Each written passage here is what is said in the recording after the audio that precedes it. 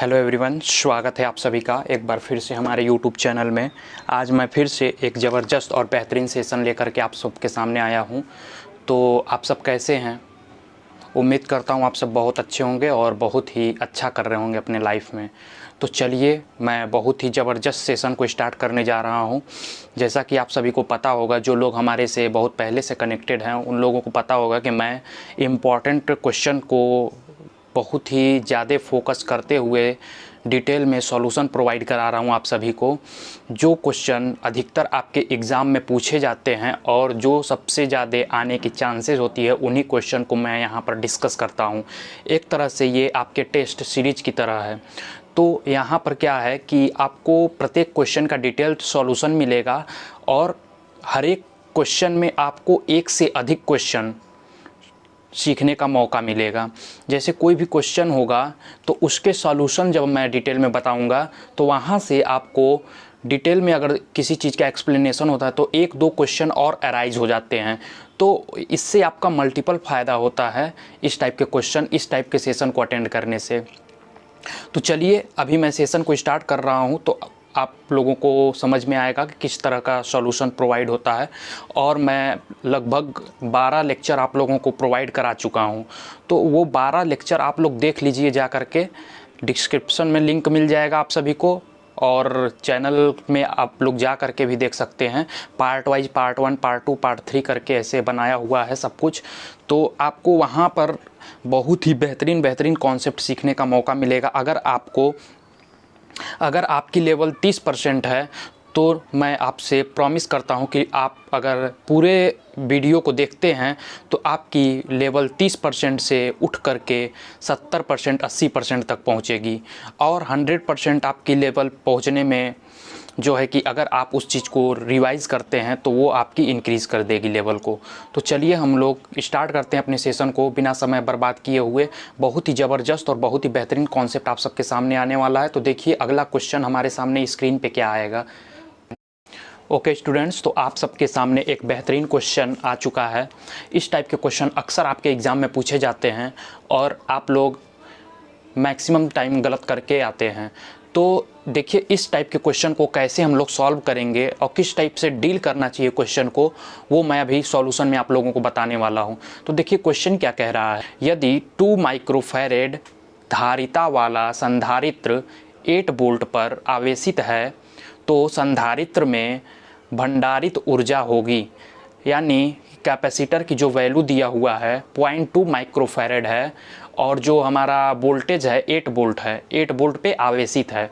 ठीक है, तो आवेशित मीन्स 8 वोल्ट पे चार्ज है 2 माइक्रोफैरेड का कैपेसिटर। तो संधारित्र में भंडारित ऊर्जा यानी कि जो कैपेसिटर है उसमें स्टोर एनर्जी कितना होगा, स्टोर एनर्जी यहाँ पर पूछा है। तो ऑप्शन ए क्या कह रहा है, 2.6 इंटू 10⁻⁶ जूल।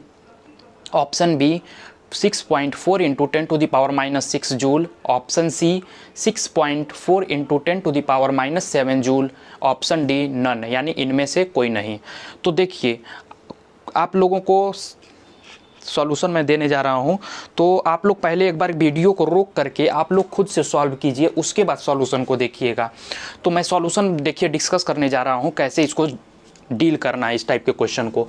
तो सबसे पहले हमको क्या दिया हुआ है, कैपेसिटर जो है कितना दिया हुआ है, 0.2 माइक्रोफैरेड। ठीक, ये हमारा दिया हुआ है, उसको हम लोग नोट कर रहे हैं। और जो वोल्टेज दिया हुआ है वो कितना है, 8 वोल्ट। और हमसे क्या पूछा है, भंडारित ऊर्जा यानी कि स्टोर एनर्जी, ई का मान हमसे पूछा है। तो अब हम इसमें ये देखेंगे कि रिलेशन क्या होता है। ई, वी और सी में जो रिलेशन होता है वो क्या होता है, ई बराबर क्या होता है, हम लोग जानते हैं कि जो कैपेसिटर में जो चार्ज स्टोर होता है वो ई बराबर 1/2 CV², हाफ CV²। ये फार्मूला बहुत ही इंपॉर्टेंट है, आप लोग इसको नोट कर लीजिएगा और माइंड में भी फिक्स कर लीजिएगा इस टाइप के क्वेश्चन, क्योंकि अक्सर आपके एग्जाम में पूछे जाते हैं।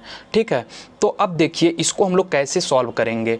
तो अब जो जो वैल्यू दिया है सीधे हम लोग वैल्यू को ला करके फार्मूला में पुट कर देंगे और सिंपली हमारा आंसर निकल जाएगा। तो इसके बाद का प्रोसेस सिर्फ कैलकुलेशन है और कुछ नहीं है। देखिए कैसे करेंगे, वैल्यू ला करके पुट कीजिए 1/2 C का मान कितना दिया हुआ है 0.2 माइक्रोफैरेड है। तो इसको हम लोग क्या कर दें 10⁻⁻6 माइक्रोफैरेड को हम लोग फैरेड में चेंज कर दिए। ठीक, इंटू 10⁻6 इंटू V², V हमारा 8 है तो 8 × 8 V² को यानी कि 8 × 8 लिख सकते हैं, 8 को स्क्वायर यानी कि कितना हो जाएगा ये हमारा। तो यहाँ से देखिए हम लोग इसके बाद का स्टेप जो होगा हमारा क्या आएगा, 0.2 को अगर हम लोग इसमें मल्टीप्लाई कराएंगे तो 0.1 हो जाएगा, 1/2 यानी कि 0.2 का आधा 0.1 होगा। ठीक, इंटू 10⁻⁻6। यहाँ तक समझ में आया, ये पार्ट हम लोग कैलकुलेट कर लिए। ठीक, इसको जस्ट हाफ कर दिए हैं, इसमें कोई चेंज नहीं आया, 10⁻6 को उसी तरह हम लोग लिख दिए हैं। इंटू अब ये 8 × 8, 8 को 8 में मल्टीप्लाई कराएंगे तो कितना आ जाएगा 64। ठीक, अब देखिए क्या करेंगे, लास्ट स्टेप हमारा फाइनली ये आंसर वाला स्टेप आने वाला है। तो देखिए 64 में हम लोग अगर 0.1 से मल्टीप्लाई कराएंगे तो क्या आ जाएगा 6.4 होगा। ठीक, 6.4 इंटू 10⁻⁻6 जूल। एनर्जी का यूनिट क्या होता है, जूल होता है। तो ये हमारा आंसर आ गया। तो देखिए बहुत ही आसान सॉल्यूशन था, बस आपको क्या करना था, फार्मूला याद रखना था और जो वैल्यू दिया हुआ था उसको हम लोगों को ला करके इसमें पुट करना था। तो इस टाइप के क्वेश्चन अक्सर आपके एग्जाम में पूछे जाते हैं, तो आप लोग इस टाइप के क्वेश्चन को अब बनाने में कोई दिक्कत नहीं करेंगे। आप लोग इसको अच्छे तरीके से अपने नोटबुक में नोट कर लीजिए और इसको बार बार आप लोग रिवाइज़ करते रहिए जब तक आपका एग्ज़ाम ना हो जाए। तो अगर आप बार बार रिवाइज़ करेंगे तो ये सब चीज़ें आपके माइंड में फिक्स हो जाएगा। ठीक है, तो इसका ऑप्शन आप क्या दे रहा है, ऑप्शन नंबर बी हमको करेक्ट लग रहा है। ठीक, 6.4 इंटू 10⁻⁻6 जूल। ठीक, तो यहाँ से ऑप्शन बी हमारा करेक्ट हो गया। तो उम्मीद करता हूँ ये क्वेश्चन आपको अच्छे तरीके से समझ में आया होगा। एक बार फिर से मैं बता दे रहा हूँ, देखिए क्या है कि यदि 0.2 माइक्रोफैरेड धारिता वाला संधारित्र 8 वोल्ट है, यानी कैपेसिटर का वैल्यू दिया हुआ है 0.2 माइक्रोफैरेड और वोल्टेज हमारा दिया हुआ है 8 वोल्ट। तो क्या पूछा है कि संधारित्र में भंडारित ऊर्जा यानी स्टोर एनर्जी क्या होगा, भंडारित ऊर्जा यानी स्टोर एनर्जी ई का मान पूछ दिया। अब हमारे माइंड में सीधे फार्मूला आना चाहिए कि कौन सा फार्मूला इसमें यूज़ होगा। तो हम जानते हैं कि ई बराबर क्या होता है हाफ CV², 1/2 CV², जहाँ C हमारा कैपेसिटर का वैल्यू है। ठीक, और V हमारा वोल्टेज है। तो ला करके जो जो वैल्यू दिया था उसको नोट कर लिया और यहाँ ला करके रख दिए। तो हाफ C का मान 0.2 माइक्रोफैरेड है, इसको फैरेड में चेंज किए तो 10⁻⁻6 से मल्टीप्लाई करा दिए, तो ये इतना चीज़ हो गया। उसके बाद V को हम लोग स्क्वायर कर दिया यानी 8 × 8। यहाँ तक आप लोगों को समझने में कोई दिक्कत नहीं हुआ होगा। अब लास्ट स्टेप हमारा क्या बचता है कि यहाँ से अगर 0.2 का आधा करेंगे तो 0.1 हो जाएगा, हाफ है, हाफ का मतलब आधा होता है तो यहाँ से 1 हो जाएगा।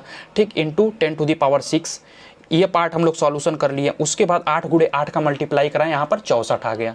ठीक, उसके बाद क्या किए कि इस 64 का इस एक में मल्टीप्लाई करा दिया इंटू 10⁻⁻6 कर दिए, तो ये हमारा फाइनली आंसर मिल गया।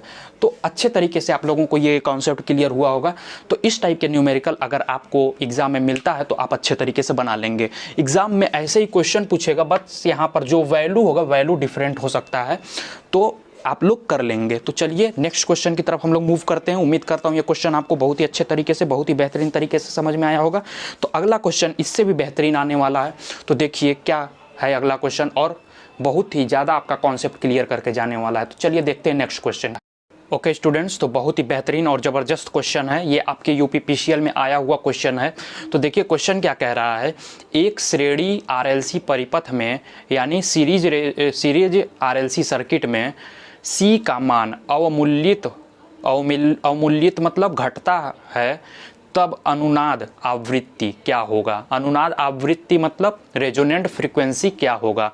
मतलब कि क्या कह रहा है क्वेश्चन कि सीरीज RLC सर्किट है, ये हमारा सीरीज RLC सी RLC सर्किट है, इसमें क्या कह रहा है कि जो कैपेसिटर C का वैल्यू है ये अगर घटता है तो रेजोनेंट फ्रीक्वेंसी इसको हम लोग F0 से डिनोट करते हैं, वो क्या होगा, इसका मान पूछा है। ठीक है, तो देखिए सीरीज RLC सर्किट का रेजोनेंट फ्रीक्वेंसी का जो फार्मूला होता है F0 बराबर 1, तो क्या होगा 1/2 पाई √LC, ये रेजोनेंट फ्रीक्वेंसी का फार्मूला होता है। तो देखिए जैसे मान लीजिए कि यहाँ पर क्या कह रहा है कि C की वैल्यू को अगर हम लोग घटाएंगे तो ये रेजोनेंट फ्रीक्वेंसी पे क्या फ़र्क पड़ने वाला है, ये बढ़ेगा या प्रभावित नहीं होगा, या फिर घटेगा या बढ़ेगा या घटेगा या कम होकर शून्य हो जाएगा। ठीक, ऑप्शन फिर से देखिए, ऑप्शन क्या कह रहा है, A decrease, B not affected means प्रभावित नहीं होगा, सी इंक्रीज यानी बढ़ेगा, डी कम होकर शून्य हो जाएगा यानी कि रिड्यूस टू 0। तो इसमें कौन सा ऑप्शन होगा, तो देखिए यहाँ पर क्या कह रहा है कि सी की वैल्यू को बढ़ाने के लिए, तो सी की वैल्यू अगर हम लोग बढ़ाएंगे तो जो रेजोनेंट फ्रीक्वेंसी है वो कम होगा। देखिए कैसे, जैसे मान लीजिए कि कोई वैल्यू दे दिया, ठीक है, मान लीजिए कि सपोज कर लीजिए कि सी बराबर हमारा दे दिया 24/2, ठीक 24/2, तो इसको अगर हम लोग 2 से भाग देंगे तो 12 आएगा। ठीक, तो C का मान 2 से जब भाग दिए तो 12 आ गया। अब ये मान लीजिए कि ये हमारा कोई वैल्यू है हर का, मान लीजिए कि A है, ठीक है, A मान लेते हैं, ठीक, और ये C, तब इसमें रिलेशन हम समझा रहे हैं कि रिलेशन क्या होगा। तो 2 से जब भाग दिए, A का मान जब हम लोग 2 रखें तो क्या आया, 12 आया।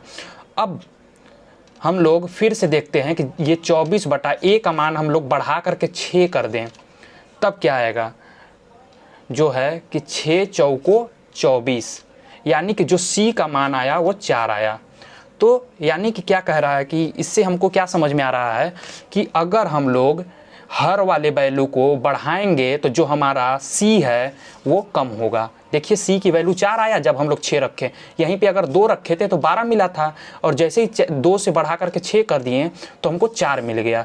यानी उसी तरह से यहाँ पर यह समझना है कि अगर C की वैल्यू हम लोग बढ़ाएंगे तो ये वाली वैल्यू हमारा जो है घटेगा। ठीक, ये हर एक कॉन्सेप्ट में यही लगेगा, ठीक है, कि एक दूसरे के इन्वर्सली प्रोपोर्शनल है, यानी कि एक बढ़ेगा, हर वाला बढ़ेगा तो जो हमारा इक्वल के इधर वाला होगा वो हमारा घटेगा, अगर ये घटेगा तो इधर वाला क्या होगा, बढ़ेगा। ये है, ये कॉन्सेप्ट है, ठीक है, तो इसमें कोई कन्फ्यूजन नहीं होने वाली है। तो ये क्या कह रहा है कि C को अगर हम लोग बढ़ाएंगे तो F0 पे क्या इफेक्ट पड़ेगा, यानी रेजोनेंट फ्रीक्वेंसी पे क्या इफेक्ट पड़ेगा, तो सिंपली रेजोनेंट फ्रीक्वेंसी जो हमारा होगा वो घटेगा। तो ऑप्शन नंबर ए हमारा क्या है, करेक्ट है। तो उम्मीद करता हूँ ये चीज़ आपको क्लियर हो गया होगा। तो ये रेजोनेंट फ्रीक्वेंसी का सीरीज RLC सर्किट के लिए फार्मूला आप लोग नोट कर लीजिएगा, बहुत ही इंपॉर्टेंट फार्मूला है, अधिक मैक्सिमम टाइम ये एग्जाम में पूछा जाता है, ठीक है। तो ये डायरेक्ट फार्मूला भी आपसे पूछ लेता है और इस पे कॉन्सेप्ट भी कुछ पूछ लेता है, तो इसको आप लोग ध्यान में रखेंगे, ठीक। और ये चीज़ हम आपको समझाने के लिए यहाँ पर डिस्कस किए हुए थे। तो उम्मीद करता हूँ ये क्वेश्चन आपको बहुत ही बेहतरीन और अच्छे तरीके से समझ में आया होगा, ठीक। अब यहीं पे अब हम लोग नेक्स्ट क्वेश्चन को देखते हैं, ठीक है। नेक्स्ट क्वेश्चन बहुत ही बेहतरीन और ज़बरदस्त आने वाला है। तो ये क्वेश्चन आपको समझ में आ गया होगा, नोट कर लीजिएगा, और इसको नोट करेंगे तो आपको और ज़्यादा क्लियर हो जाएगा, और उसके बाद जब आप रिवाइज कर लेंगे तो और भी ज़्यादा क्लियर हो जाएगा। तो चलिए नेक्स्ट क्वेश्चन को देखते हैं। इसी टाइप के क्वेश्चन अक्सर आपके एग्जाम में पूछे जाते हैं जो आपसे गलत हो जाते हैं, तो अब हमारे समझ से अब नहीं गलत होगा आपका। तो चलिए नेक्स्ट क्वेश्चन देखते हैं क्या है। तो यह बहुत ही बेहतरीन क्वेश्चन आपके सामने आ चुका है। यह क्वेश्चन आपके यूपीपीसीएल में पूछा हुआ क्वेश्चन है। इसी टाइप के क्वेश्चन अक्सर आपके एग्जाम में पूछे जाते हैं। तो देखिए आपको क्वेश्चन का लेवल देख करके पता चल रहा होगा कि किस टाइप के क्वेश्चन आपके एग्जाम में आते हैं और किस टाइप के क्वेश्चन पूछे जाते हैं। तो यहाँ से आपको बहुत सारे कॉन्सेप्ट क्लियर करने का मौका मिल रहा होगा। तो क्वेश्चन देखिए क्या कह रहा है कि किसी प्रत्यावर्ती धारा AC सर्किट, प्रत्यावर्ती धारा यानी कि AC सर्किट परिपथ का, किसी AC सर्किट परिपथ का R रजिस्टेंस 40 ओम, XL 90 ओम, XC 60 ओम, यदि यह सभी श्रेणी में हो तब प्रतिबाधा यानी इम्पीडेंस Z जिसको हम कहते हैं जेड से डिनोट करते हैं, क्या होगा। इम्पीडेंस यहाँ पर पूछा है। ठीक, एक बार फिर से क्वेश्चन देखते हैं। यदि किसी प्रत्यावर्ती धारा परिपथ का रजिस्टेंस 40 ओम और इंडक्टिव रिएक्टेंस जो है 90 ओम और कैपेसिटिव रिएक्टेंस 60 ओम है, यदि यह सभी सीरीज में कनेक्ट हों तब प्रतिबाधा जो इम्पीडेंस जिसको जेड से डिनोट करते हैं क्या होगा। तो देखिए इसको कैसे सॉल्व करेंगे, बहुत ही आसान क्वेश्चन है। आज के बाद ये क्वेश्चन आपसे इजीली हो जाएगा और गलत होने के बहुत कम चांस होंगे। तो सारे कॉन्सेप्ट मैं अभी डिस्कस करने वाला हूँ इसके पीछे का। ठीक, तो क्या कह रहा है, आरएलसी सर्किट है, सीरीज आरएलसी सर्किट। ठीक, सीरीज आरएलसी सर्किट। ठीक, रजिस्टेंस दिया हुआ है, रिएक्टेंस दिया हुआ है, एक्सएल दिया हुआ है, एक्सी दिया हुआ है। ठीक, तो हमसे क्या पूछा है कि जो है जेड, तो सीरीज आरएलसी सर्किट के लिए जो इम्पीडेंस का फॉर्मूला होता है वो क्या होता है, ये हमारा अंडर रूट आर का square plus XL minus XC का होल स्क्वायर, ये हमारा इम्पीडेंस जब आरएलसी सर्किट होगा तब होगा। ठीक, अब यहीं पे अगर आरएल सर्किट की बात कर दे तब इम्पीडेंस हमारा क्या होगा, उसका फार्मूला जो होगा आप लोग नोट कर लीजिएगा, बहुत ही इंपॉर्टेंट फार्मूला है। इस टाइप के क्वेश्चन अक्सर आपके एग्जाम में पूछे जाते हैं। तो अगर मैं फार्मूला आपको बता दूंगा और एक क्वेश्चन का सॉल्यूशन प्रोवाइड करा दूंगा तो आपके किसी भी तरह के क्वेश्चन होंगे वो आसानी से सॉल्व हो जाएंगे। बस वहाँ पर आपको कैलकुलेशन का ध्यान रखना होगा। ठीक है, तो देखिए इसका इम्पीडेंस क्या होगा, देखिए इसका भी वही होगा जैसे अंडर रूट आर स्क्वायर। इसमें चेंज बस ये होगा कि जहाँ यहाँ पर हम लोग एक्सएल माइनस एक्सी लिखते थे, यहाँ पर सिर्फ हम लोग क्या लिखेंगे, प्लस एक्सएल का होल स्क्वायर। ये हमारा किसका फार्मूला हो गया, आरएल सर्किट का। अब यहीं पे आरसी सर्किट का बात कर दे तब क्या होगा, ये हमारा आरसी सर्किट है, आरसी सर्किट, इसका इम्पीडेंस पूछ दे तो क्या होगा, बस सिंपल सा है ये भी फार्मूला, आर का स्क्वायर प्लस एक्सी का स्क्वायर। बस ये हमारा क्या हो जाएगा, आरएल, आरसी और आरएलसी का। ठीक है, तो उम्मीद करता हूँ ये फार्मूला आपको क्लियर हो गया होगा। ये फार्मूला आप लोग नोट कर लीजिए। बस इसमें क्या है कि अगर दोनों आरएल माइनस यानी एल और सी एक साथ दिया हो, आरएलसी सर्किट दे दिया हो, तो बस दोनों को आपस में हम लोग घटा देंगे। ठीक, दोनों को यानी एक्सएल माइनस एक्सी कर देंगे तो क्या आ जाएगा हमारा, ये इम्पीडेंस आ जाएगा। ये फार्मूला आर स्क्वायर तो सब में कॉमन है, बस यहाँ पर हमको इस चीज़ का ध्यान रखना है।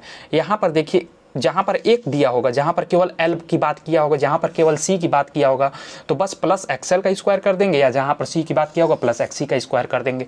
बस यहाँ पर हमको ध्यान देना है कि जब दोनों एक साथ दिया हो तो घटा देंगे दोनों को और उसका स्क्वायर कर देंगे। बस सिंपल सा आपको क्लियर हो गया होगा ये। अब देखिए हम लोग सॉल्यूशन पे चलते हैं, जो क्वेश्चन हमारा दिया हुआ है। तो क्वेश्चन देखिए क्या कह रहा है, इसको हम लोग मिटा दे रहे हैं, आप लोग नोट कर लीजिएगा वीडियो को रोक करके। तो देखिए ये बहुत ही बेहतरीन क्वेश्चन है, इस टाइप के क्वेश्चन अक्सर आपके एग्जाम में आते हैं।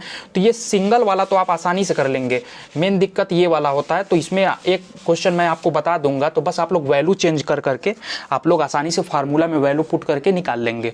तो देखिए इसको कैसे करेंगे, इसका इम्पीडेंस पूछा है, जेड बराबर क्या होगा, तो अंडर रूट आर, आर हमारा कितना दिया हुआ है 40 ओम, तो 40 का square plus XL minus XC, XL 90 है और एक्सी हमारा 60 है, तो 90 माइनस 60 कितना हो जाएगा 30, 30 का स्क्वायर। यहाँ तक आप लोगों को क्लियर, यहीं से हम लोग वैल्यू उठाए हैं, ये फार्मूला में पुट किए हैं। ठीक है, तो ये इतना चीज़ आ गया। अब देखिए नेक्स्ट स्टेप क्या होगा, अंडर रूट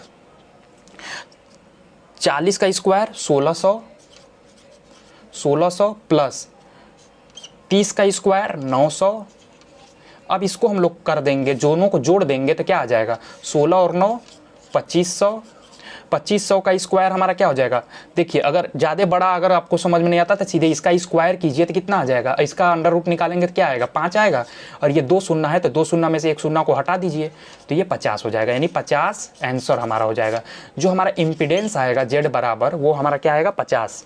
तो अब देखिए यहाँ पर हमारा क्या आ रहा है, कहीं कुछ फॉल्ट हुआ है, 50 ओम सही तो आ रहा है, ऑप्शन मैं गलत लिखा हूँ, एक यहाँ पर आपका होगा, ऑप्शन में मिस्टेक कर दिया हूँ, यहाँ पर हमारा होगा 50 ओम। ठीक है, ऑप्शन हमारा क्या होगा 50 ओम। और ये हम किसी दूसरे क्वेश्चन का ऑप्शन यहाँ पर नोट कर दिए हैं, तो उससे आपको कोई दिक्कत नहीं होना चाहिए। मैं ऑप्शन करेक्ट कर देता हूँ। एक का ऑप्शन दिया हुआ था हमारा 50 ओम, जो कि यही हमारा करेक्ट है। एक का हमारा 70 ओम दिया हुआ है, एक का हमारा 100 ओम दिया हुआ है, ठीक। एक का हमारा दिया हुआ है 120 ओम। तो 50 ओम हमारा क्या है, करेक्ट है, ठीक है। तो इसी टाइप से आप लोग क्वेश्चन को डील करेंगे तो बहुत ही आसान हो जाएगा। देखिए एक क्वेश्चन मैं आपको बता देता हूँ, किसी एक सर्किट को, आरएल सर्किट का मैं करके बता दे रहा हूँ, एक्सी का आप लोग कर लेंगे। सेम उसी तरह करना है, ठीक है, कोई दिक्कत होने वाली नहीं है। बस आपको फार्मूला को ध्यान में रखना है और सही सही करेक्ट करना है। तो देखिए आरएल सर्किट का अगर पूछ दे तो आरएल सर्किट का कैसे करेंगे हम लोग। ये हमारा आर है, ये एल है, ठीक है। तो आर का मान लेते हैं, इन्हीं में से वैल्यू रख देते हैं। मान लीजिए इसको हम अपने से छोटा वैल्यू रख देते हैं, ठीक है। ये रख देते हैं 5 और ये रख देते हैं हम लोग 4, ठीक। तो अब देखिए यहाँ से क्या करेंगे, इम्पीडेंस फाइंड करना है, यानी जेड, प्रतिबाधा, ठीक है। तो कैसे निकालेंगे, अंडर रूट आर का स्क्वायर 5 × 5 = 25 प्लस 4 का स्क्वायर 16, ठीक। तो 25 और 16 हम लोग जोड़ देंगे तो कितना आएगा, 25 और 10 35, 5 40 और 1 41 अंडर रूट 41, ठीक है। अब इसको हम लोग छोटा कर देंगे तो अंडर रूट इसका निकालेंगे। अगर अंडर रूट में दिया है ऑप्शन तो आप लोग कर लेंगे, मतलब यहाँ पर आपको ऐसा वैल्यू देगा जिसका स्क्वायर रूट इजीली निकल जाए, ठीक है। तो अंडर रूट 41 आ गया, इसका स्क्वायर रूट आप लोग निकाल लेंगे तो जो आएगा वो आंसर हो जाएगा। ये भी करेक्ट है, ठीक है। अगर आपको स्क्वायर रूट निकाल के दिया होगा तो वो आप लोग कर लेंगे, तो अंदाज़ा आप लोग लगा लेंगे, ठीक है। तो चलिए ये क्वेश्चन आपको अच्छे तरीके से क्लियर हुआ होगा। उसी तरह से सी वाले का भी हम लोग कर लेंगे, ठीक। तो चलिए नेक्स्ट क्वेश्चन की तरफ हम लोग मूव करते हैं। बहुत ही बेहतरीन और बहुत ही ज़बरदस्त कॉन्सेप्ट आपको अगला क्वेश्चन भी दे करके जाने वाला है। ये क्वेश्चन मैं आपसे डिस्कस कर चुका हूँ, एक बार फिर से आपके सामने आने वाला है ये क्वेश्चन जो अभी आएगा। तो देखिए वो क्वेश्चन क्या है। ओके स्टूडेंट्स, तो एक और बेहतरीन क्वेश्चन आपके सामने आ चुका है। ये क्वेश्चन मैं आपको प्रीवियसली करा चुका हूँ, तो जो लोग पिछले लेक्चर में वॉच किए होंगे, जो मेरे से पुराने से कनेक्टेड हैं, तो वो लोग क्वेश्चन इसको आसानी से कर लेंगे। और जो लोग नए हैं वो लोग क्वेश्चन को देखेंगे और चैनल को अभी तक अगर नहीं जुड़े हैं चैनल से तो चैनल से जुड़ जाएंगे, ताकि उनको सभी तरह की जो भी वीडियो अपलोड होगा वो नोटिफिकेशन आपको मिल जाएगा। तो देखिए क्वेश्चन क्या कह रहा है कि 100 वाट 250 वोल्ट के दो बल्ब 250 वोल्ट सप्लाई पर सीरीज में लगाए गए हैं, यानी श्रेणी में लगाए गए हैं। प्रत्येक बल्ब पर वोल्टेज पूछा हुआ है, ठीक है। तो प्रत्येक बल्ब पे वोल्टेज पूछा हुआ है। तो पहले हमको डाटा दिया है जो, वो हम नोट कर लेते हैं। इससे हमको क्या होगा कि जो डाटा दिया है उससे हमको फार्मूला अप्लाई करने में आसानी होगा। तो पावर दिया हुआ है 100 वाट, वोल्टेज दिया हुआ है कितना 250 वोल्ट, ठीक। और जो सप्लाई है वो भी हमारा 250 वोल्ट ही है, ठीक है, श्रेणी में है। दो बल्ब कनेक्ट है। मान लेते हैं कि एक बल्ब ये है, एक बल्ब ये है, ठीक है, श्रेणी में कनेक्ट है। 100 वाट के दोनों हैं, ठीक है, ये भी 100 वाट के हैं, ठीक। इसको हम लोग रजिस्टेंस में लिख दिए हैं, ऐसे लगा देते हैं। ये बल्ब ऐसे ही रहता है, तो मान लीजिए ये बल्ब लगा हुआ है, ठीक है। ये हमारे श्रेणी में कनेक्ट है और इसके क्रॉस जो सप्लाई है वो हमारा कितना है 250 वोल्ट, ठीक है, 250 वोल्ट, दोनों में बराबर बराबर हैं, ठीक। तो क्या कह रहा है कि प्रत्येक बल्ब पे वोल्टेज कितना होगा, 250 वोल्ट से कनेक्ट है, यानी कि 100 वाट 250 वोल्ट के दो बल्ब हैं जो कि 250 वोल्ट के सप्लाई से कनेक्ट हैं, ठीक है। तो प्रत्येक में जो है, प्रत्येक बल्ब के क्रॉस जो वोल्टेज पूछा गया है तो क्या होगा। तो देखिए सबसे पहले हमको इसका रजिस्टेंस पता हो जाएगा तो आसानी से हम लोग वोल्टेज को फाइंड कर सकते हैं। तो देखिए पहले हम लोग पावर वोल्टेज में रिलेशन जो होता है और रेजिस्टेंस में जो रिलेशन होता है वो क्या होता है। तो रेजिस्टेंस फाइंड करना है तो क्या होता है कि P = V²/R। ये क्वेश्चन, ये फार्मूला आपको मैं अभी पिछले लेक्चर में भी बताया हूँ, ठीक है। तो देखिए इसको कैसे प्रोसीड करेंगे, यहाँ से R में कन्वर्ट कर देते हैं, इसको यहाँ मल्टीप्लाई करा देंगे तो क्या हो जाएगा PR = V² होगा। अब यहाँ से R बराबर निकाल लेते हैं V²/P। अब यहाँ से देखिए क्या होगा, यहाँ से हमारा V², V का मान कितना है 250 × 250, V² 250 वोल्ट है, 250 × 250, दो बार लिख देते हैं, स्क्वायर है तो। अब यहाँ से P का मान कितना दिया हुआ है 100 वाट, ठीक। अब देखिए यहाँ से हमको अगर इसको कट कर दें 1 0 से 1 0, तो यहाँ से R जो आएगा वो हमारा कितना आ जाएगा 25 25 हम 625 आएगा, 25 25 हम हमारा कितना हो जाएगा 625। ठीक, तो ये हमारा 625 हो गया। अब देखिए रजिस्टेंस हमारा जो आ गया वो 625 आ गया, यानी कि इसके अक्रॉस भी जो हमारा रजिस्टेंस होगा वो भी 625 होगा। यानी कि जो यहाँ से हम मान लेते हैं कि ये हमारा इसके अक्रॉस जो रजिस्टेंस होगा वो 625 होगा। ठीक, और इस वाले बल्ब के भी अक्रॉस जो है 625 होगा रजिस्टेंस। तो देखिए रजिस्टेंस बराबर है तो जो वोल्टेज है वो हमारा डिवाइड हो जाएगा, यानी कुछ आधा वोल्टेज इसमें चला जाएगा, आधा वोल्टेज इसमें चला जाएगा। अगर रजिस्टेंस यहाँ पर डिफरेंट होता, अलग अलग होता, तो कुछ यहाँ पर जाता और यहाँ पर वोल्टेज जाता, वो उसके अलग ये वोल्टेज जाता, यानी दोनों वोल्टेज आपस में सेम नहीं होते। तो क्या है कि यहाँ पर अगर दोनों रजिस्टेंस सेम है तो दोनों में जो है वोल्टेज बराबर बराबर जाएगा, सीरीज में कनेक्ट है इसलिए बराबर बराबर वोल्टेज डिवाइड हो जाएगा यहाँ पर। ठीक, तो यहाँ पर जो है 250 वोल्ट है तो 125 वोल्ट हमारा इसमें चला जाएगा और 125 वोल्ट हमारा इसमें चला जाएगा। यानी क्यों? क्योंकि दोनों रजिस्टेंस आपस में सेम है। हम लोग आर निकालें तो 625 आया, और दो बल्ब हैं जिनका दोनों का मान हमारा कितना दिया हुआ है 100 वाट 250 वोल्ट। ठीक, और जो मेन वोल्ट सप्लाई है वो 250 वोल्ट से कनेक्ट है, 250 वोल्ट से हम लोग कनेक्ट कर दिए। अब हमको वोल्टेज पता करना था तो पहले दोनों बल्ब का रजिस्टेंस निकाल दिए, यानी एक बल्ब, यानी कि यही सेम रेटिंग का दूसरा भी बल्ब है, और जो यही रेटिंग का पहला बल्ब भी है यही रेटिंग का दूसरा बल्ब भी है। तो हम लोग इसका सिंपली रजिस्टेंस निकाल लिए। रजिस्टेंस जो पहले वाले का आएगा वही रजिस्टेंस दूसरे वाले का आएगा, क्योंकि सेम रेटिंग है। तो यहाँ से हमारा क्या हो जाएगा कि जो रजिस्टेंस हमारा आ गया, यहाँ पर 250 वोल्ट की सप्लाई से कनेक्ट है तो आधा सप्लाई यहाँ पर, आधा वोल्टेज यहाँ पर हो जाएगा, आधा वोल्टेज यहाँ पर हो जाएगा। तो उम्मीद करता हूँ यह क्वेश्चन आपको समझ में आ गया होगा। अगर यहाँ पर रजिस्टेंस डिफरेंट होता तो वोल्टेज हमारा डिफरेंट हो जाता, वोल्टेज फिर हमको निकालना पड़ता। वोल्टेज हमारा कैसे निकलता है? V=IR से। ठीक, तो पहले हमको करंट निकालना पड़ता और रजिस्टेंस हमारा दिया हुआ था तो हम लोग वोल्टेज ड्रॉप निकाल लेते। जबकि यहाँ पर करंट सेम, रजिस्टेंस सेम है तो हम लोग यहाँ पर आधा आधा बांट दिए।